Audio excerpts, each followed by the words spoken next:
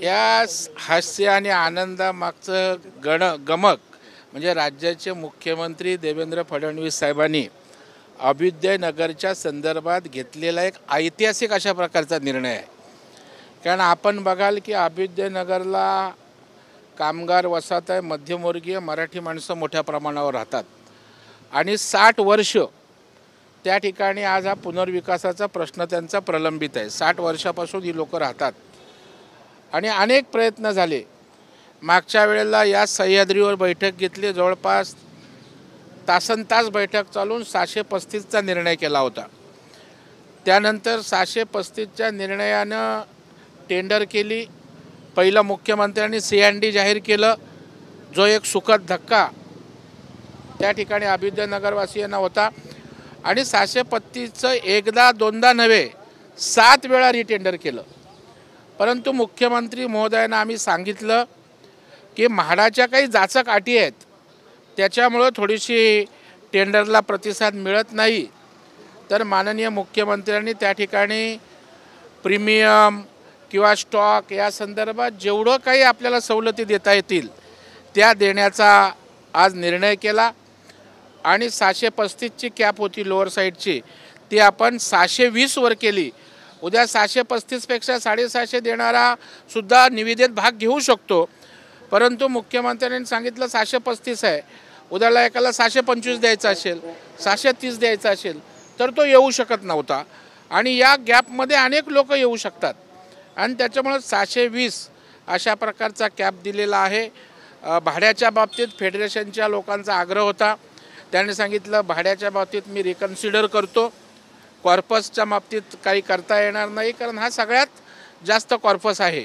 आणि त्याच्यामुळे मला वाटतं प्राप्त परिस्थितीमध्ये अभ्युदयनगर वासियांना अत्यंत दिलासा देणारा अशा प्रकारचा निर्णय आहे.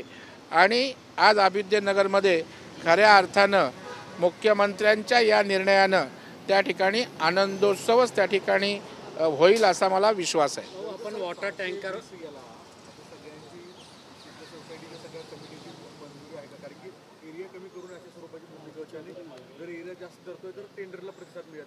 नाही, ही बैठकच आहे, सगळे फेडरेशनचे पदाधिकारी आहेत ज्यांना त्या लोकांनी निवडून दिलेलं आहे. आणि शेवटी नंतर 51% संमती लागतेच. आणि त्याच्यामुळं मला वाटतं की अशा प्रकारची संमती त्यांना घ्यावी लागणार आहे. परंतु तिथे केवळ फेडरेशन नाही तर स्थानिक आमदार अजय चौधरी होते, माजी मंत्री बाळा नांदगावकर होते आणि आम्ही सगळ्यांनी एकत्रितपणे कन्सेन्स घेतला आहे. आणि 635 लोअर कॅप 620 केले. उद्या जर 640 देणारा पण येऊ शकतो, 650 देणारा येऊ शकतो. फक्त 620च्या खाली जाऊ नका एवढं कॅप त्या ठिकाणी टाकले. त्याच्यामुळं काहीच कमी झालं नाही. उद्या 635पेक्षा जास्त देणारा जर बीड काढणार असेल तर त्याला प्राधान्यच मिळणार आहे.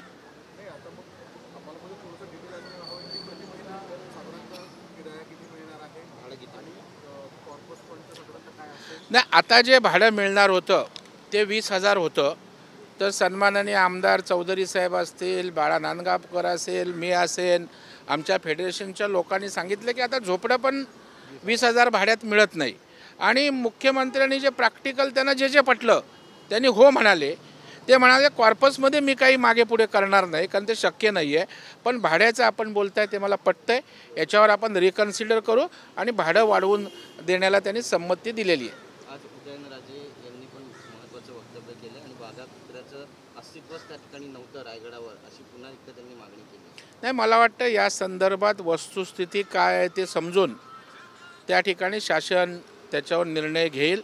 आणि शेवटी उदयनराजे यांना त्या ठिकाणी ऐतिहासिक वारसा आहे, छत्रपतींचे वंशज आहेत आणि त्याच्यामुळे त्यांची भूमिका ही निश्चितच त्या ठिकाणी आपल्याला अवेरून चालणार नाही. टँकर असोसिएशनचे सुद्धा पदाधिकारी तुमच्यासोबत होते, तुम्ही केंद्रीय पाणी पुरवठा मंत्र्यांची सुद्धा भेट घेतलेली BKC आणि काही मार्ग तोडगा निघालेला आहे का यावर? नाही, मुंबईकरांचा पाण्याचा प्रश्न रोज दिवसेंदिवस जटिल होतो आहे आणि टँकरवाल्यांनी त्या ठिकाणी संप केला होता.